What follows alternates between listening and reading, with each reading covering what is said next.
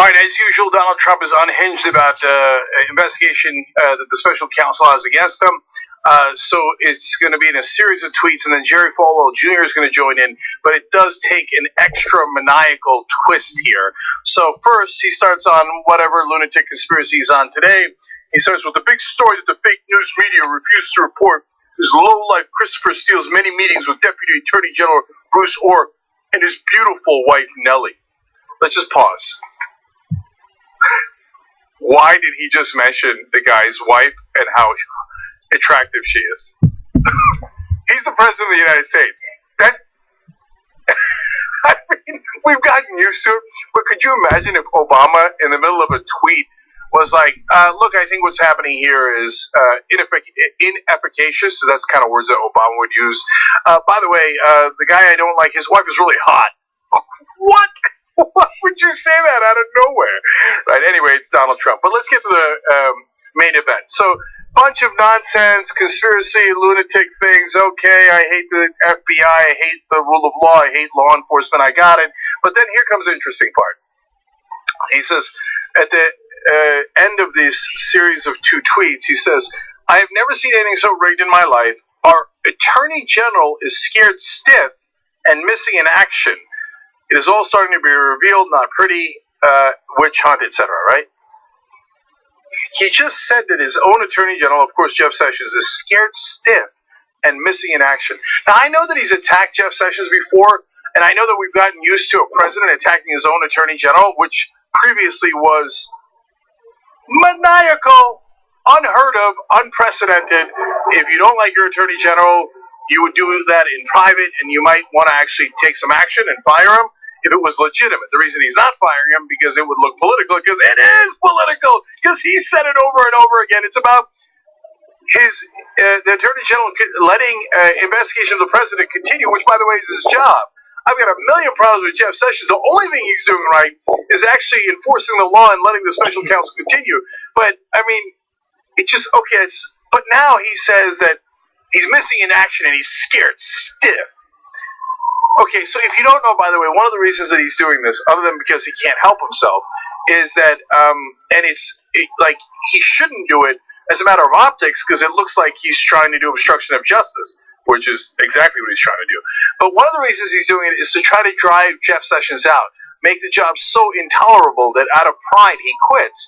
So then he could go, okay, great, now I'll put in Rudy Giuliani or whatever hack to make sure that they fire the Deputy Attorney General and fire the special counsel, and then I'll go, oh, no, we're just being fair and honest, right? And to his credit, Jeff Sessions won't quit. He's like, yeah, call me any name you like. I'm not quitting. Sad day for you. Okay, so God bless. I can't believe I'm about to say this sentence. God bless Jeff Sessions for that. I mean, these are crazy times. Jeff Sessions and I do not agree on anything. Okay, now, extra layer of crazy, Jerry Falwell Jr. comes in. These are the guys who pretend to care about morality and Christianity. He's so-called evangelical leader. Of course, they care about no such thing. He's the guy who posed with Donald Trump in Donald Trump's office with a cover of the Playboy with Donald Trump's face on it right next to them in the picture. Of course, you know all of Donald Trump's immorality, and Falwell doesn't care and enthusiastically supports him. But now he comes in with this insane tweet. He says, are there any grown-ups with integrity left in the Department of Justice?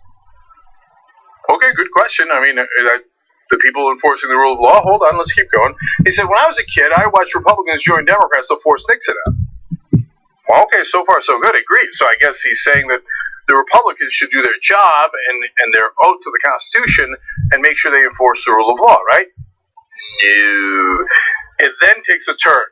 Now Democrats won't join Republicans to lock up Comey, Lynch, or Rosenstein, Strzok, Hillary Clinton, Barack Obama, and maybe even Jeff Sessions, despite damning evidence.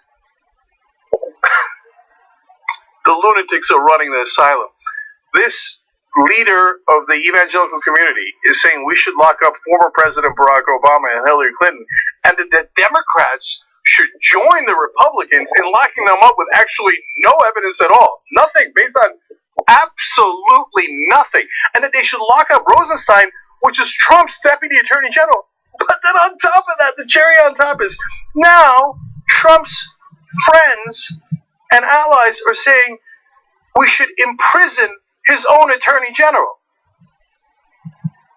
We can't get used to this. This is insanity defined. We have a president who is mentally unstable and a bunch of fascist allies who will do anything, and yes, literally lock up their political opponents and trample upon the rule of law and make sure that they are not investigated, and that they will go to the opposite extreme. That not only do they stop their own investigation, but they start an investigation on their opponents, the people that were actually following the law in the first place, and even lock up their own attorney general because he won't do their political bidding for them. If you're Jeff Sessions, you're any of his former colleagues in the Senate, you're another Republican, are you sure they're not going to come for you one day? They will lock up anybody that stands in their path, and they don't care about the law, they don't care about loyalty, they don't care about